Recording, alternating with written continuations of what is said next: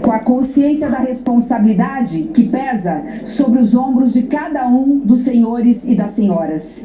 E por isso mesmo, ocupo esta tribuna com a coragem e com o equilíbrio que o momento exige. Porque não há como exagerar a gravidade da situação brasileira. Vivemos um dos mais difíceis, talvez até perigosos e sensíveis momentos da história deste país. O Brasil, senhoras e senhores, não está parando. O Brasil está parado. Vivemos numa paralisia econômica. O PIB, por 2 anos consecutivos negativo, fechará este ano em menos 3,8%. A inflação em novembro do ano passado fechou em 10% no acumulado dos últimos 12 meses. O significado de tudo isso foi uma taxa de desemprego recorde passando os 10%. São mais de 11 milhões de brasileiros na fila do desemprego. Poderíamos continuar com a taxa de juros, uma das maiores do mundo, na ordem de 14,25%, que desanima qualquer um a investir no país. Desemprego mais inflação, sinônimo de diminuição da renda do trabalhador brasileiro. Poderíamos explicar para a dona de casa de uma forma mais simples. Ela vai hoje ao supermercado, ela não enche mais o carrinho. O Brasil hoje vive esta paralisia social. Os programas sociais dos mais diversos foram atingidos. ProUni, FIES, Pronatec, Ciências Sem Fronteiras, isso apenas para ficar nos investimentos ligados à educação. Mas há algo que me preocupa mais, que é o pior de todos os mundos no regime democrático, que é o que a sociologia chama de anomia social. Chamo a atenção ao que está acontecendo no país hoje. Vivemos um estado de anomia social, que é onde e quando as pessoas não mais acreditam nos seus homens públicos. Mas isso é fácil, a eleição é periódica e resolve o problema. Mais grave que isso é quando as pessoas, os cidadãos, não mais acreditam em suas instituições. Tão grave quanto o que vimos hoje e vemos é a ingerência de poderes, um poder voluntariamente, às vezes de boa fé, mas às vezes de má fé, tentando ingerir e atropelar o outro, como recentemente aconteceu por um ato unilateral do presidente da Câmara, presidente interino, querendo ditar regras para o Senado e para a democracia brasileira. E alguém pode me perguntar: o que tem tudo isso a ver com o processo de impeachment da senhora presidente da República? E eu respondo: tudo.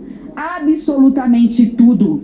A denúncia por crime de responsabilidade é a respeito de gestão fiscal, ou melhor, de irresponsabilidade fiscal com dinheiro público, com dinheiro alheio, porque é o dinheiro do povo.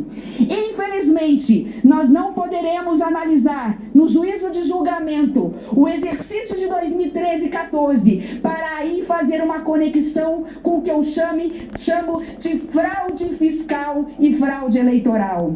Maquiou-se por 2 anos as contas públicas. Fez-se a contabilidade criativa para esconder os desmandos com o dinheiro público, para maquiar e esconder o gasto excessivo além do limite. É como se o governo tivesse, além de gasto, o dinheiro que vem do tributo e do imposto do povo brasileiro. Teria e teve e fez, entrou no cheque especial. Mais grave que isso, pegou o dinheiro não emprestado com bancos públicos, porque ele é o que opera, ele tem o controle em cima desse banco, então ele não pegou o empréstimo. Embora se fale em operação de crédito ilegal, o que houve foi uma coação, porque os bancos públicos não podiam dizer não para o governo federal. O resultado de tudo isso é uma conta astronômica a ser paga por todos nós. O resultado de tudo isso significa que gastou-se o que podia e o que não podia em período eleitoral e também no ano de 2015. Abriu-se créditos suplementares sem autorização desta casa. Até aí não é o grande problema, mas em descumprimento da meta fiscal. E aí, pós-eleição, Para se cobrir as contas, teve-se que contingenciar. Para que aqueles que estão nos assistindo nos entendam, contingenciamento significa corte, parar de gastar. Isso é bom. Infelizmente, o corte veio do lado errado. Tinha que se contingenciar naquilo que se gasta errado, cortando-se ministérios, cargos públicos, aluguéis milionários de prédios que hoje são utilizados para as repartições públicas. Contingenciou-se como está se contingenciando na realização de obras públicas, dos serviços públicos mais essenciais, como saúde, educação, segurança, moradia, enfim. É disso que nós estamos tratando. É deste crime que nós estamos julgando a senhora presidente da República. Mas o presidente Eduardo Cunha não me permitiu. Tirou o meu direito como senadora e o direito desta casa de fazer esta ilação com os anos anteriores. Podemos ficar com 2015, porque aqui também houve pedalada fiscal. Aqui também houve criação de decretos suplementares que não cumpriram a meta fiscal. E aqui eu gostaria de dizer que eu não usei essa tribuna uma única vez para falar desse assunto e respeito ao direito e à Constituição, porque o processo de impeachment estava na Câmara de Deputados, depois na Comissão Especial. Ouvi muitas teses e discursos, alguns exagerados. Aquele que mais me incomodou e incomoda, e sei que ainda vai ser dito aqui, foi dito recentemente: este processo de impeachment é golpe, pois eu afirmo que com convicção, o processo do impeachment é previsto na Constituição e este em especial não é golpe, ele é constitucional, ele foi regido nos mais amplos princípios constitucionais da ampla defesa do contraditório do devido processo legal, mas mais do que isso, ele é democrático. O que só estamos vendo aqui não é golpe, é democracia, porque assim disse o Supremo Tribunal Federal. Ele é democracia, porque é isso que diz todo dia nas ruas a população brasileira. E é por isso que eu venho com convicção afirmar que depois de 2 semanas na Comissão Especial, analisando atentamente a defesa, a acusação, o relatório irretocável do senador, nosso querido amigo senador Anastasia, eu venho com a convicção para afirmar ao Brasil que eu voto sim pelo juízo de admissibilidade desse processo, porque também em 2015 há indícios muito sérios de crime de responsabilidade com a materialidade do fato e com a autoria da senhora presidente da República. Houve crime nos 2 casos elencados aqui na denúncia apontada. Os pressupostos processuais foram cumpridos, a ampla defesa foi dada. Há um lastro comprovatório muito claro a respeito desse assunto. Eu quero, antes de encerrar, eu não posso aqui ouvir aquilo que foi dito e que de alguma forma me atinge e não responder. Aqui foi dito que o PLN número 5, aprovado em dezembro de 2015 nesta casa, foi uma pegadinha realizada contra a senhora presidente da República. Eu digo por mim que votei favorável. Não foi. Isso é mentira. E se ela apresentasse esse mesmo PLN número 5 nesta casa hoje, eu votaria de olhos fechados. O que eu fiz ali é dar um voto de confiança, mas mais do que isso, eu quis com isso não engessar o futuro deste país. Eu dei para ela uma carta para o futuro, que através da meta fiscal, que eu aprovei negativa, de menos 112 bilhões de reais, com isso ela pudesse continuar tocando minimamente esse país, sob pena de não poder abrir nenhum crédito suplementar,